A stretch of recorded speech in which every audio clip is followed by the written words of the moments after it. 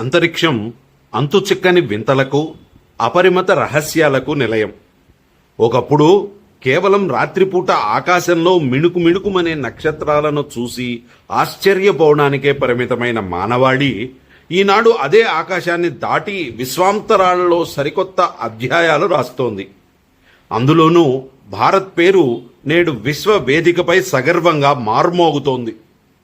ఒకప్పుడు రాకెట్ భాగాలను సైకిళ్లపై, ఎడ్ల బండ్లపై మోసుకెళ్లిన సాధారణ ఆరంభం నుంచి ఈరోజు ప్రపంచ దేశాలన్నీ అబ్బురపడేలా గ్రహాంతర ప్రయోగాలు చేసే స్థాయికి ఎదిగిన మన ప్రయాణం ఒక అద్భుత కావ్యం. భారతదేశం సాధించిన ఈ అసాధారణ విజయాలను, శాస్త్రవేత్తల అకుంఠిత శ్రమను స్మరించుకునే క్షణమే జాతీయ అంతరిక్ష దినోత్సవం. 23 ఆగస్టు 2023 భారత అంతరిక్ష పరిశోధన చరిత్రలో సువర్ణాక్షరాలతో చెక్కిన రోజు. చంద్రుడి దక్షిణ ధ్రువం, అత్యంత తీవ్రమైన శీతల పరిస్థితులు, చీకటితో నిండిన ఆ నిగూఢ ప్రాంతంలో అడుగుపెట్టడం ప్రపంచంలో ఇప్పటి వరకు 3 దేశాలకు మాత్రమే సాధ్యమైంది. కానీ మన ఇస్రో శాస్త్రవేత్తల పట్టుదల, భారతీయుల నమ్మకం నిజమైంది. చంద్రయాన్ 3 ద్వారా శివశక్తి పాయింట్ వద్ద విక్రమ్ ల్యాండర్ అడుగుపెట్టి ప్రజ్ఞాన్ రోవర్ చందమామపై, నేలపై మన జాతీయ చిహ్నాన్ని ముద్రించిన వేళ 140 కోట్ల మంది భారతీయుల గుండె గర్వంతో ఉప్పొంగింది. ప్రపంచంలోనే చంద్రుడి దక్షిణ ధ్రువాన్ని చేరుకున్న మొదటి దేశంగా భారతదేశం చరిత్ర పుటల్లో నిలిచింది. చంద్రుడిపై కాలు మోపిన 4వ దేశంగా నిలిచింది. ఈ చారిత్రాత్మక విజయానికి గుర్తుగా ప్రతి ఏటా ఆగస్టు 23న మనం అంతరిక్ష దినోత్సవాన్ని జరుపుకుంటున్నాం. భారత అంతరిక్ష పరిశోధనా సంస్థ ఇస్రో విజయం కేవలం చంద్రునితోనే ఆగిపోలేదు.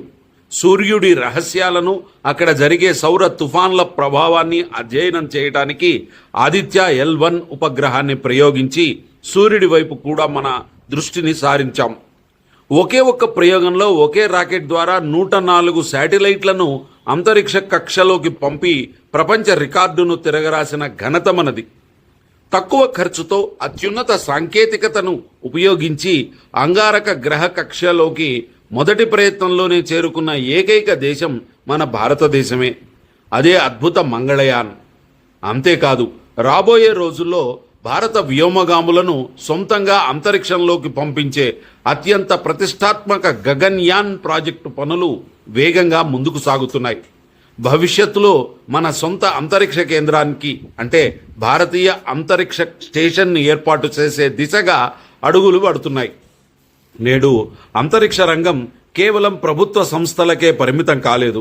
మన దేశంలోని యువత కొత్త ఆలోచనలతో ముందుకు వస్తున్న అనేక స్టార్టప్లు స్పేస్ టెక్నాలజీలో అద్భుతాలు సృష్టిస్తున్నాయి. సొంతంగా రాకెట్లను, వినూత్న శాటిలైట్లను రూపొందిస్తూ ప్రైవేట్ రంగాన్ని కూడా ఈ మహాయజ్ఞంలో భాగస్వామ్యం చేస్తున్నాయి.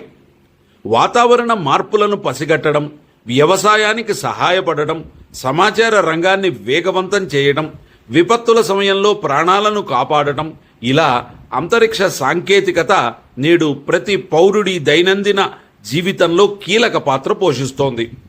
అంబరాన్ని దాటి ప్రయాణిస్తున్న మన సాంకేతికత, శాస్త్రవేత్తల అకుంఠిత శ్రమకు, భారతీయుల నిరంతర ఆశయాలకు ప్రత్యక్ష నిదర్శనం.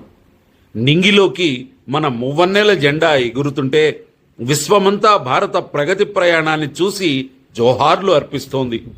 అపరిమితమైన విశ్వంలో సరికొత్త అవకాశాలను అన్వేషిస్తూ రేపటి తరానికి స్ఫూర్తిగా నిలుస్తున్న మన ఇస్రో శాస్త్రవేత్తలకు, అంతరిక్ష రంగానికి సేవలందిస్తున్న ప్రతి ఒక్కరికి హృదయపూర్వక నమస్కారాలు.